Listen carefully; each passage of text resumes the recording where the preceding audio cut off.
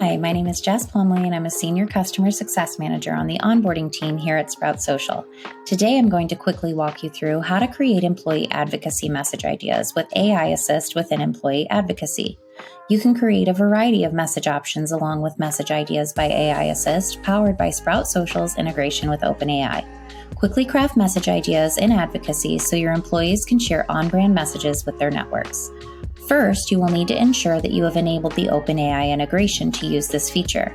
To enable the integration, navigate to Company Settings, Story Creation. Toggle on Enable OpenAI Integration.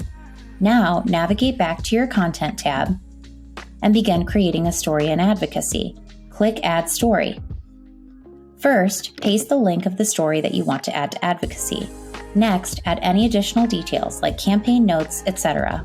You can write your own example of a message idea to provide your users with a caption alongside the advocacy story when sharing, or you can leave the box blank. Select Message Ideas by AI Assist to generate suggested messages. 3 suggested messages will appear. You can select all, some, or none of these messages. You can edit the selected messages, modify the network availability for each message idea, or continue to add additional suggested messages.